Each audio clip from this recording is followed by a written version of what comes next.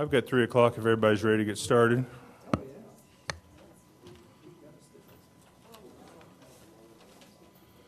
My name's Brad Dial. I'm the board chair for the Champaign-Urbana Mass Transit District, and this is our Wednesday, May 30th, 2018 meeting. I'll call this meeting to order at this time. Would the recording secretary please call the roll? Farron.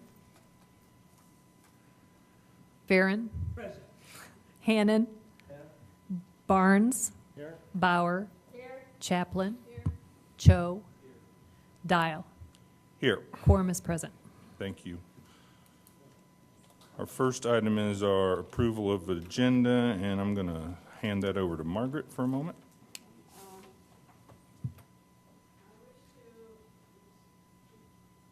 I wish to amend the agenda. I move that item number 9, which states the next meetings, which is not complete, be changed to reflect our discussion that the next meeting will start with an open hearing on the budget and followed by the regular board meeting, and that will be on Wednesday, June 27th, 2018, here in the chambers. Anything else for your changes? Is that it? I'll ask for a second for that motion. Second. It's been moved and seconded to approve the refined agenda. All in favor, please say aye. Aye. Opposed? Motion carries.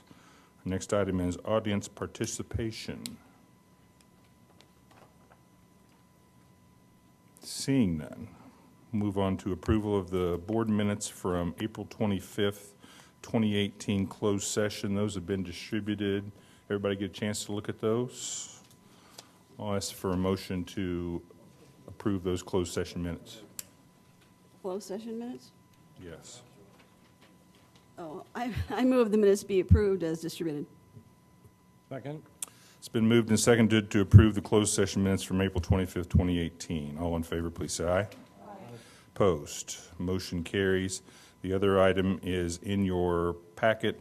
Those are the board meeting minutes from the open session, April 25th, 2018. I'll ask for a motion for those after you've had a chance to review them. I move the minutes be approved as distributed. It's been moved and seconded to approve the board meeting minutes from April 25th, 2018 from the open session. All in favor, please say aye. Aye. Opposed? Motion carries. Communications, Carl.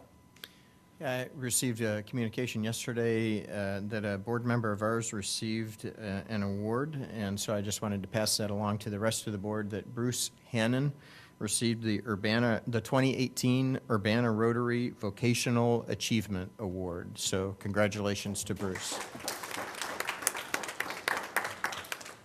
Congratulations, Bruce. Item 7 is the start of our reports from the managing director, Carl. All right. April ridership was up 5.2% from last year. And we, as I've reported in the past, we're fully into the MCOR reroutes and construction again, so we're monitoring that closely. The April 2018 operating revenue was $839,891, or 5.5% below April 2017, and the year-to-date operating revenue is $7,792,246, or 1.2% above FY 2017. The April operating expenses were 8% above April 2017, and the year-to-date operating expenses are 6.7% above FY 2017. The year-to-date operating revenues are $320,096 above budget, while operating expenses are $3,121,877 below budget. Moving on to the notes, I mentioned a kickoff meeting with the consultants and engineers relative to the hydrogen fuel cell project. That kickoff meeting is June 13 and 14, and we will have the consultants, the engineers, and the bus manufacturer all on site so that they're from a variety of different places around, well, I was going to say the country, but actually technically North America. And so they'll be on site to review our existing facilities, to see, kind of put their eyeballs on it so as they start looking at the plans for what kind of modifications need to be made and where the hydrogen production and storage and fueling infrastructure will be housed and that kind of thing. So that will be next week. Our internal audit team is currently performing their audit of MTD 2071, and if you'll recall, that's our quality and environmental management system, and that's in preparation for the actual ISO certification for the 9001 2015 standard certification audit that will take place in October. And then the final note I have in that section is relative to the state budget. And since I wrote this, we even have had more significant movement relative to the state budget. In fact, the House forwarded 2 bills to the Senate this morning, and the Senate is discussing and reviewing both of those appropriation bills even as we speak, and although the Senate leadership was involved with the formation of those bills, as well as the governor's office, and so there's a lot of optimism in Springfield right now, weirdly, that maybe by this evening or tomorrow we'll actually have a state budget approved. So that is that's amazing. It's really good news, and we'll see what happens in that regard. The reduction of the funds going into the downstate transportation fund, in this current fiscal year, we had a 10% reduction in those funds. In this budget that they're talking about that would start July 1st, they've scaled back that reduction from 10% to 5%. We continue to talk to them about making us whole in that regard, but a scale back from 10% to 5% is a baby step in the right direction. So that's mostly good news. Moving on to development efforts relative to the downtown Champaign expansion of Illinois Terminal. We are in the process of retaining outside legal counsel because our friends at the City of Champaign represent one of the parties that we'll be negotiating with in our intergovernmental agreements and development agreements.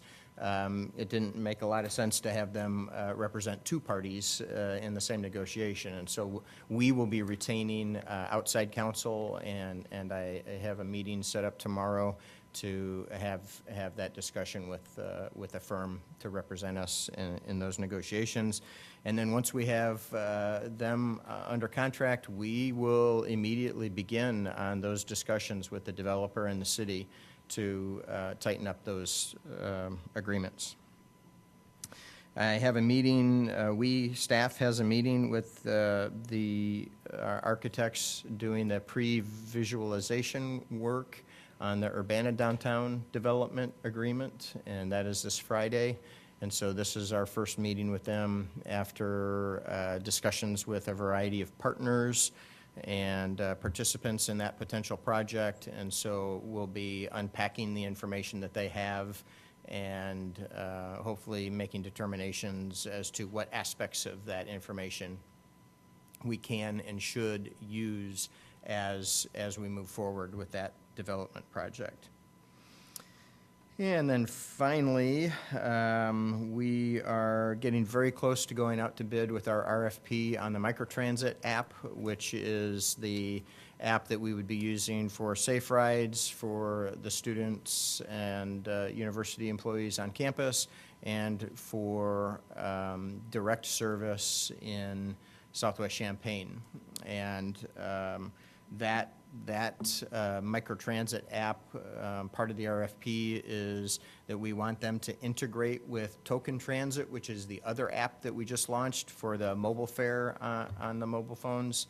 And that we want to tie them together to use the Bluetooth beacons so that we can get anonymous origin and destination data for our ridership. And so that's something that this board has talked about for quite a while in trying to capture that data, and we've never really been able to do that. But with the Token Transit Bluetooth beacon module, we will be able to, and with the addition of the microtransit app tied in with that, that significantly enhances the data set of riders that will be able to get that origin and destination data for. So that's all great news. And with that, I will take any questions that you may have up to and including page 54. Carl? Board questions for Carl. I got a question. Bruce? Page 5, the operating expenses, both were up. Both the categories there were up. Does that have anything to do with MCOR, do you think?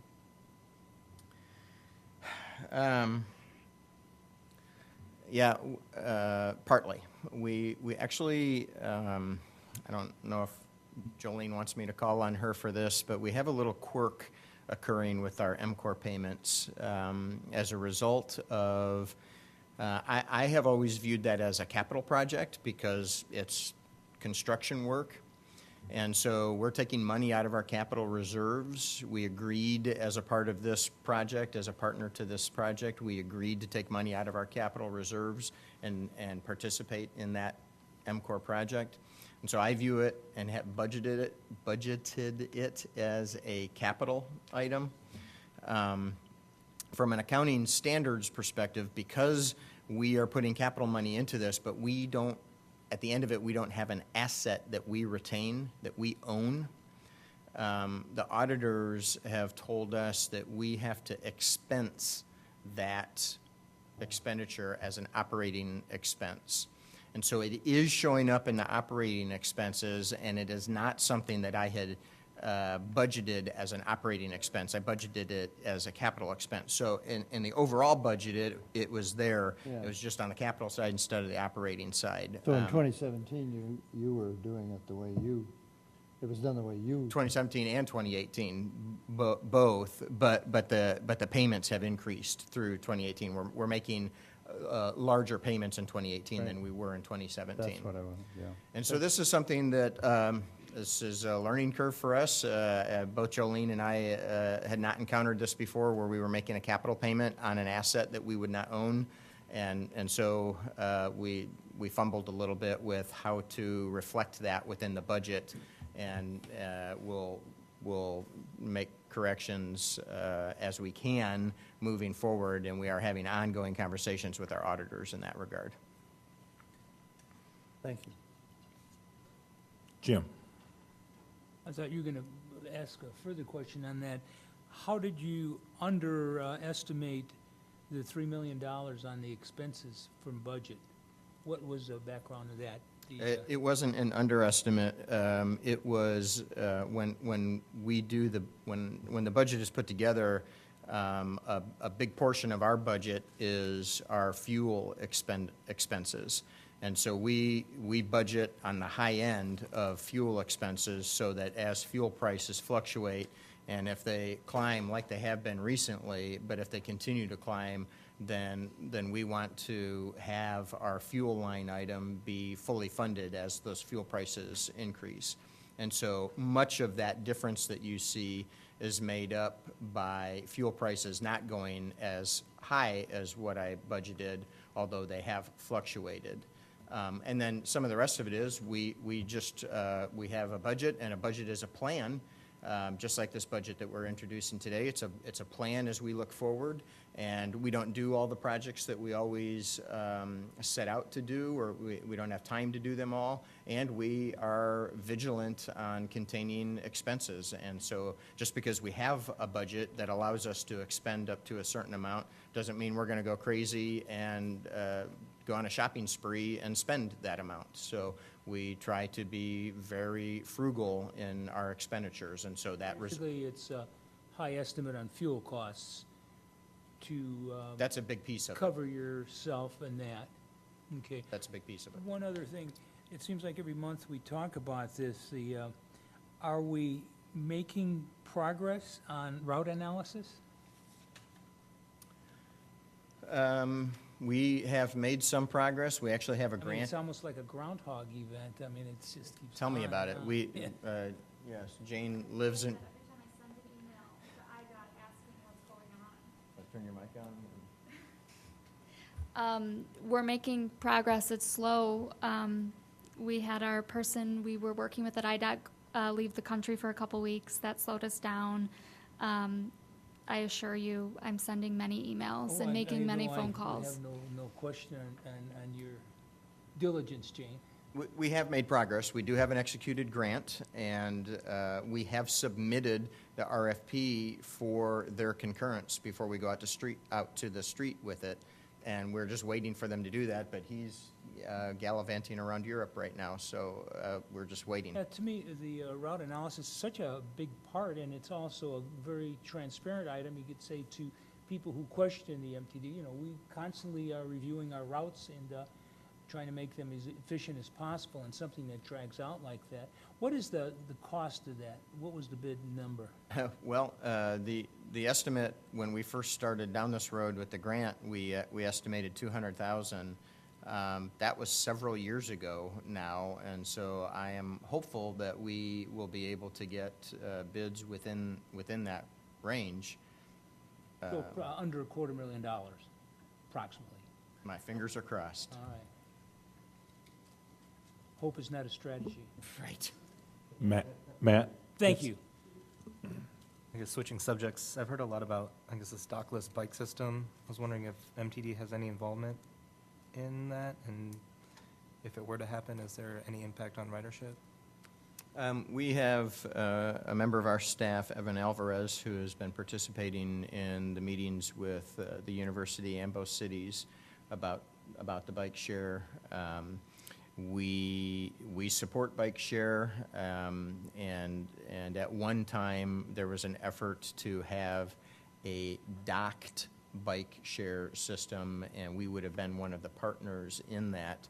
But a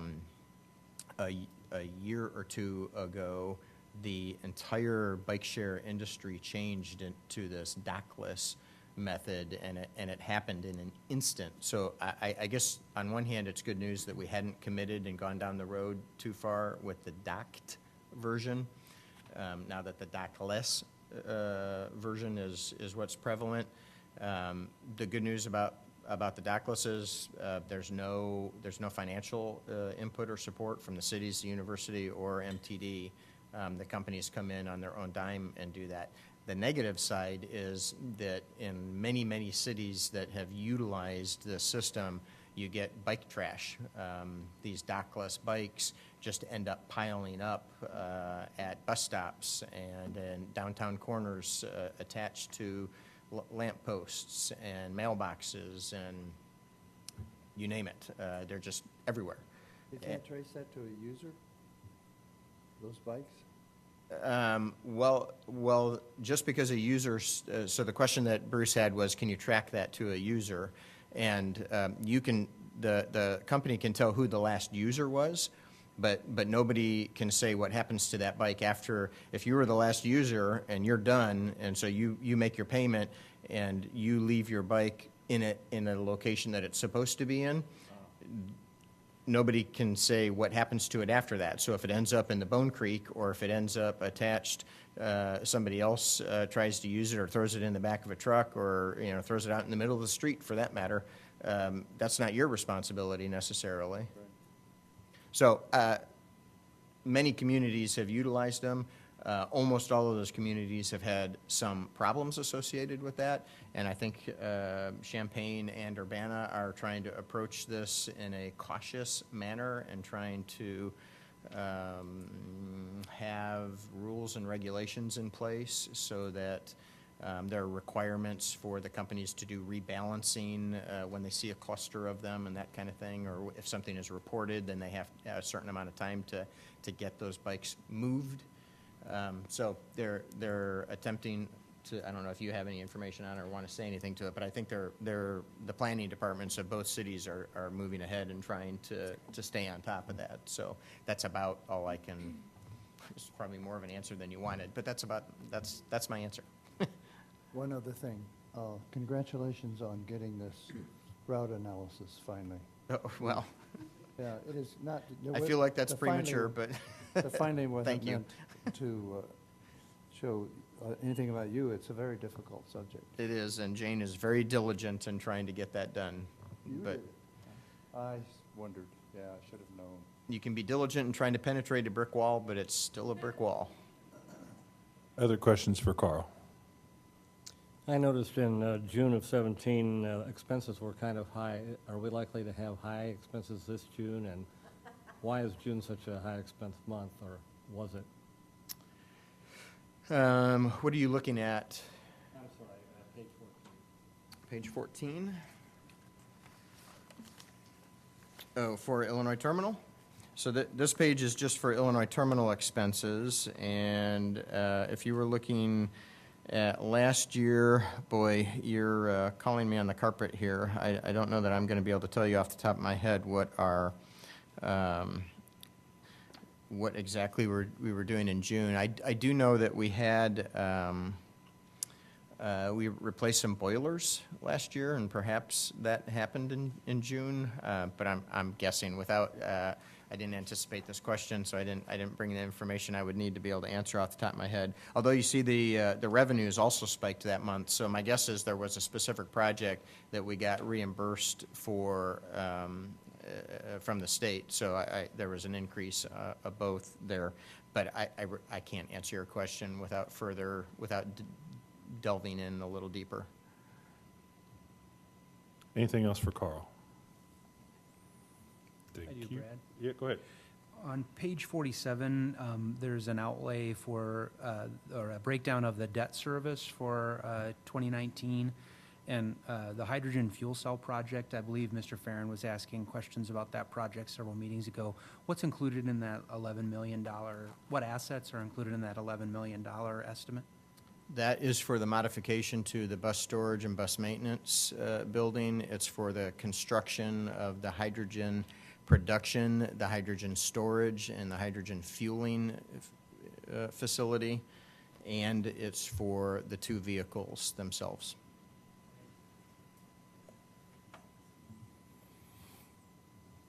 All right, with that, we're going to go to board committee reports. First is administration for Dick. Yes, as you all know, this is budget time, so Carl really has the detailed explanation of what's being proposed, so I'll turn it over to him. Okay, thank you. I don't have a presentation, but the budget is in the packet for review, and it's online for review. We'll hold an open house format hearing on the budget at the next board meeting, as Margaret pointed out at the June board meeting on June 27th. And as a result of the earlier question, actually a couple of the earlier questions, we've already touched on some budget aspects. One is that it's a plan, and two is that we always try to contain the costs and expenses as we move forward in each fiscal year.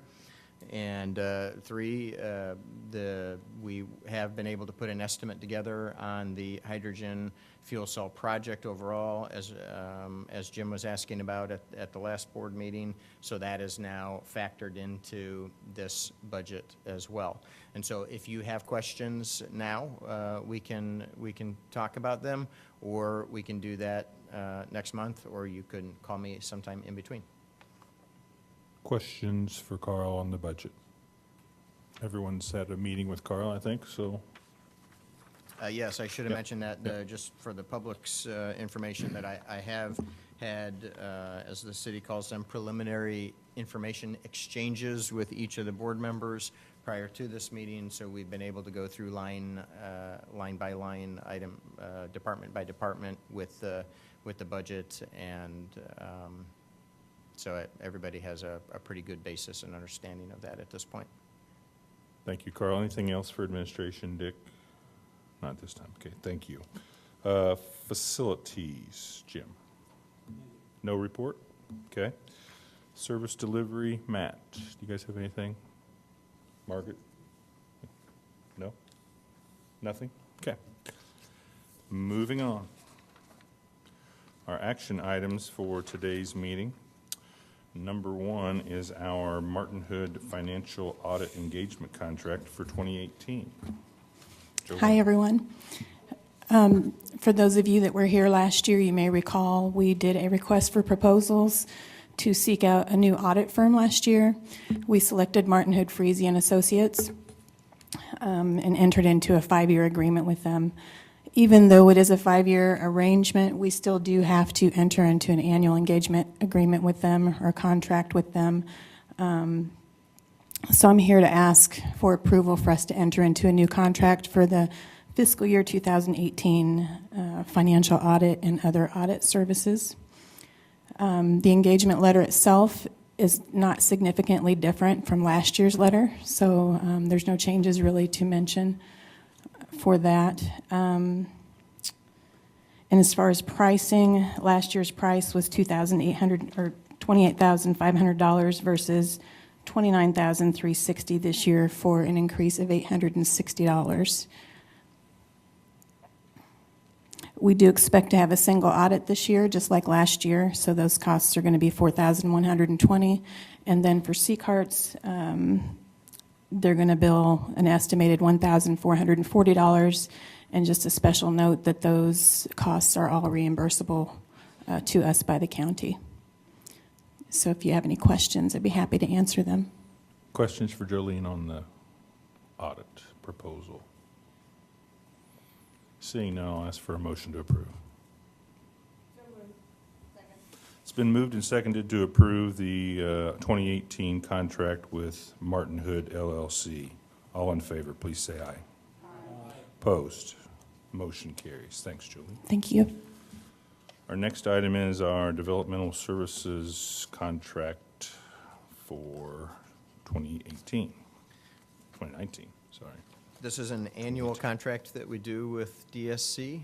This is for the ADA-required transportation for their client base within the MTD district boundaries. And so this has been an ongoing agreement that we've had with them for a couple of decades now. And I just want to point out one correction on this contract. It says on page 1 that the effective date of the contract is July 1st, 2019. It's actually July 1st, 2018. So a corrected version has been brought to you and will be posted online for that. Questions on this agreement with Developmental Services Center from the board? Seeing none, I'll ask for a motion to approve. Second. It's been moved and seconded to approve a contract with Developmental Services Center in the Champaign-Urbana Mass Transit District for service from July 1st of 2018 through June of 2019. All in favor, please say aye. Aye. Opposed? Motion carries. Our next item is a very similar contract with the Unit 4 School District. Carl. Sorry. Yes, so the Unit 4 School District the agreement, this is also a recurring agreement that we've had with Unit 4 since 1977 to provide transportation for middle school and high school students within the district boundaries. This is a continuation of that, with one exception that Unit 4 asked us to add service to 3 neighborhoods that we had never provided service to before. because they weren't in the district, but they now are in the district, and so they asked us to provide service in that area. So middle school and high school students in those neighborhoods will use MTD to get to school, and the yellow school bus drivers that previously performed that work, there will be no reduction in their hours. They simply will utilize those driver hours differently within the district, and that allows Unit 4 to purchase fewer hours of service with private charter companies and use their own employees to provide that service, which is much less expensive for them to do than hiring a private charter company. So it's a bit of a domino effect that benefits the district and benefits the students, because a larger group of students learn how to use public transportation, and so it's a win-win for everybody. Board questions on this contract? Margaret? Carol, were you able to sort out the 2 Westlakes? Yeah. Yes, we were. That is an error that has been in the contract for as far back as we were able to look.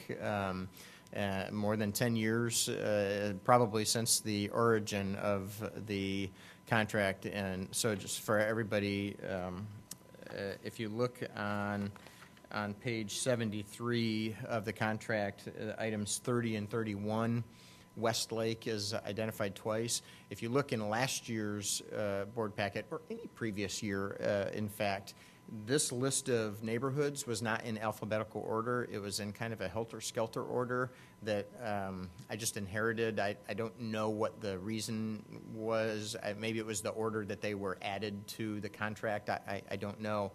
Somehow Westlake got put in there twice.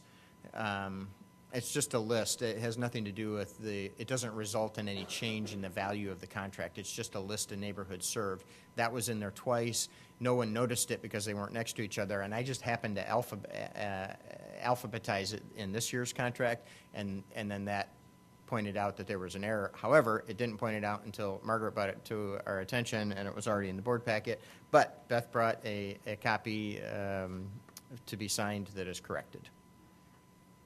So is there one Westlake? There's one Westlake. Okay, thank you. Only one.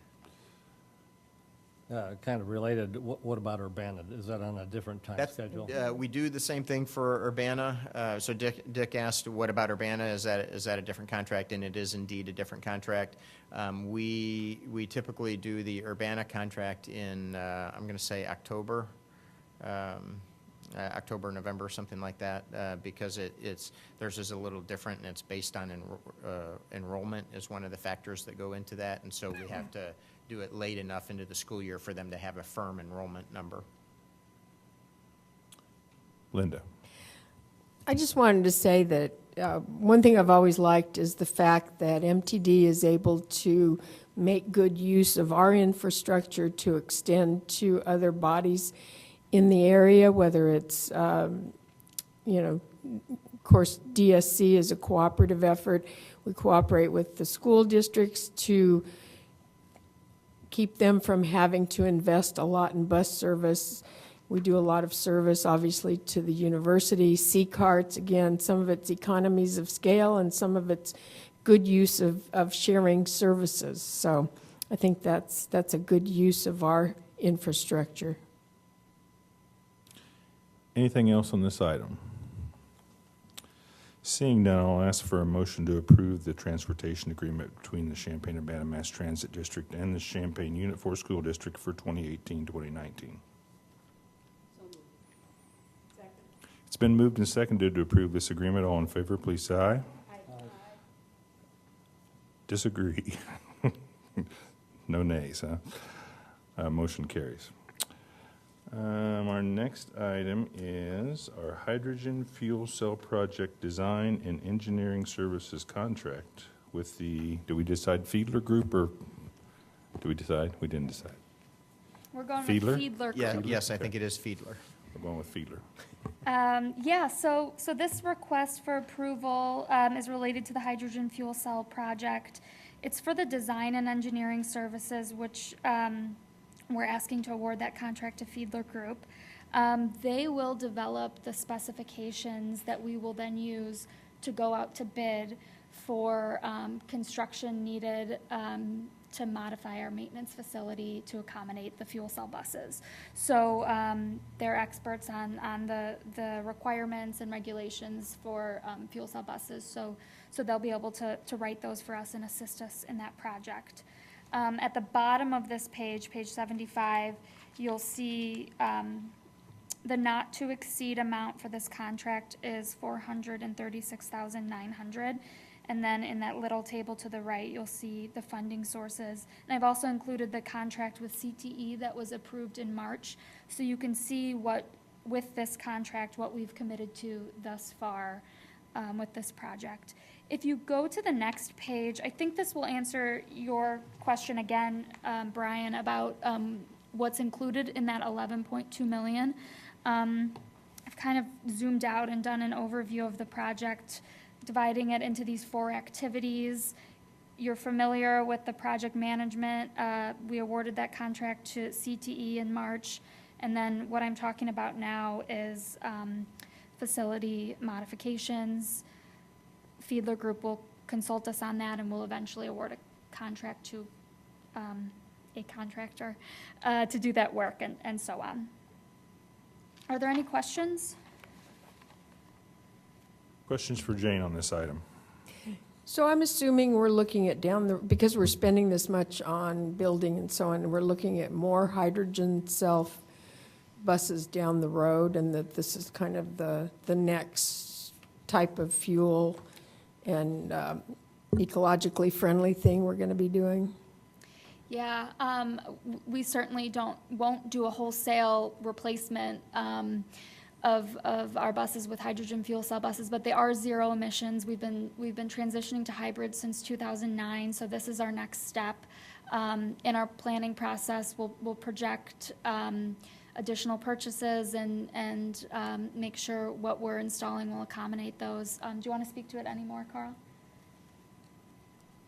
That pretty much encapsulates it. The short answer is yes, we will be expanding the fuel cell fleet. As Jane mentioned, it would be, unless there's some drastic change in technology and resource management, I don't think we would ever see a 100% fuel cell fleet, but this is our first foray into alternative fuels. And so, I think we'll see a significant percentage of our fleet be fuel cell at some point.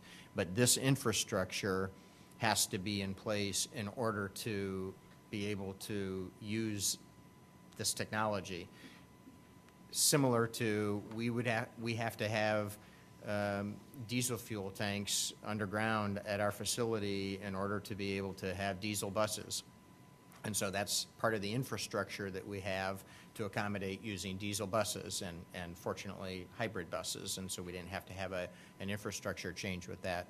This requires an infrastructure change. If at some point we decided to go with CNG buses and use, I'm just throwing a wild hypothetical out there, but if we used technically RNG instead of CNG, fossil fuel from the ground, but a renewable natural gas captured from the sanitary district, just as a for instance, that then would again be a different fueling infrastructure, storage and fueling infrastructure. So whenever we introduce alternative fuels into the fleet, there likely will be an infrastructure associated with that up front so that we can use that down the road.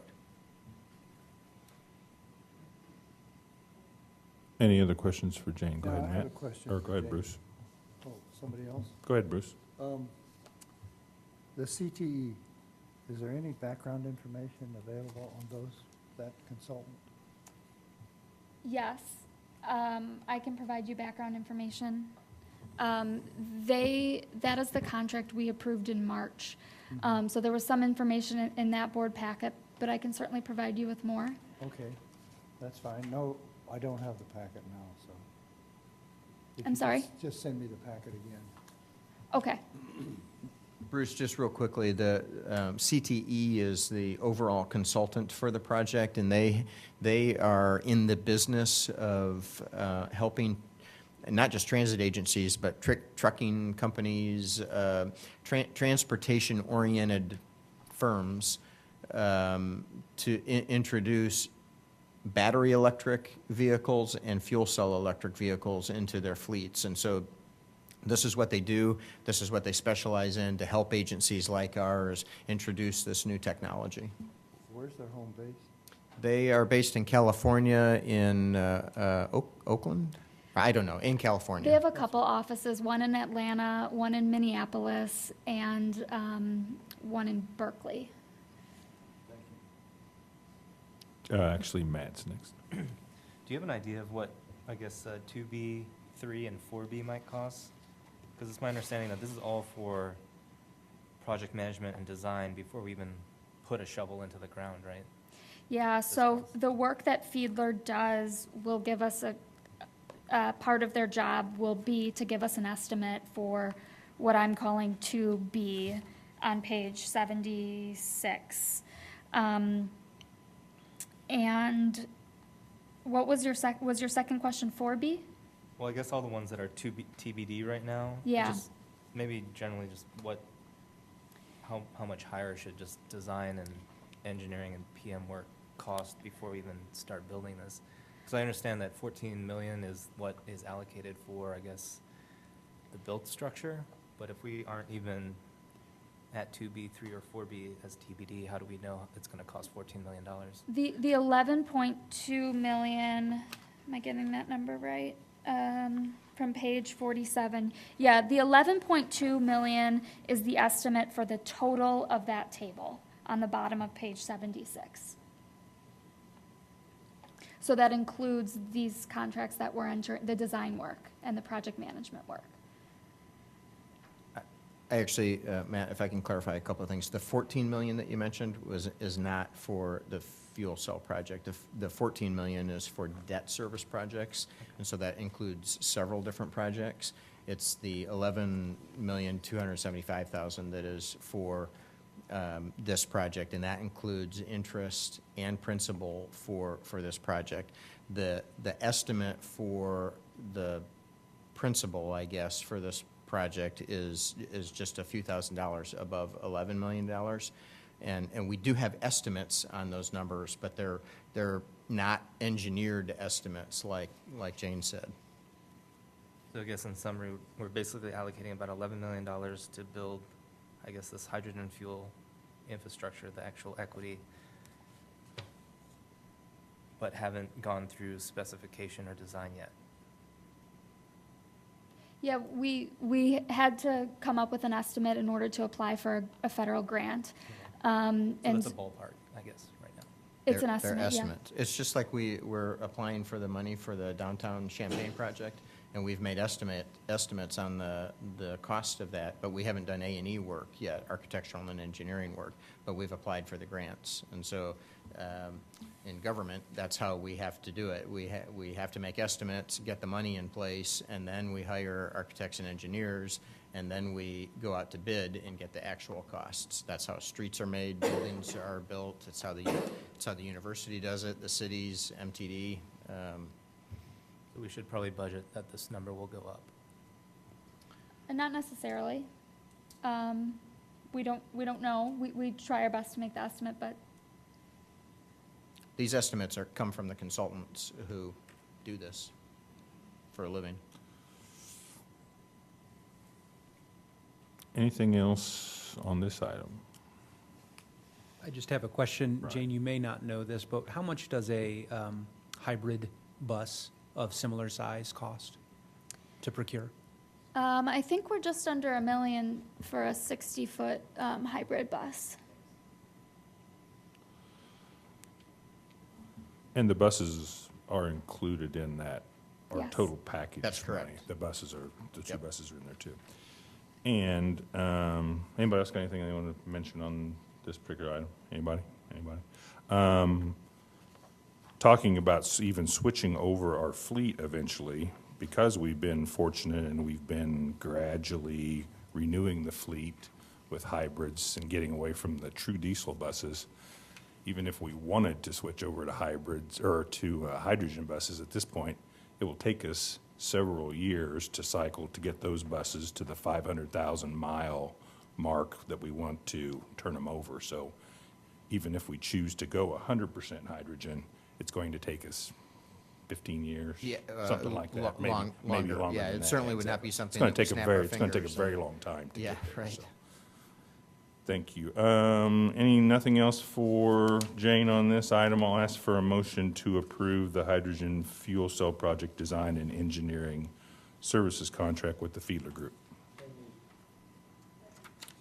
It's been moved and seconded to approve this contract. All in favor, please say aye. Opposed? Motion carries. Our last action item is thanks, Jane. Our last action item is the Champaign-County C-Carts contract. Carl. This is the latest in what Linda was talking about in our efforts to partner with the community and do what we can to help with the mode management within our community. And in this case, we broadened the scope of the community out of our district, which is what we typically operate in, to the rural parts of Champaign County, excluding our district, the urbanized area. And so, as you know, we are the contractor for the Champaign County service in the rural areas. And this contract updates the maintenance rates. We do the maintenance on their vehicles as well, and it updates the lease rates for their office and operations facility in our maintenance building. Questions on this agreement from the board? Seeing none, I'll ask for a motion to approve. It's been moved and seconded to approve the long-term intergovernmental agreement with Champaign County and the CU Mass Transit District. All in favor, please say aye. Opposed? Motion carries. With that, our last action item. Our next meeting will be our regular Board of Trustees meeting and public hearing immediately prior to is that correct? Immediately prior? For the budget and appropriation ordinance. That will be on Wednesday, June 27th, 2018 at 3 o'clock right here in the beautiful city of Champaign Council Chambers at 102 North Neal Street. Any other business for the board? Anything? Thank you all for coming. Go ahead. And so we are adjourned. Thank you.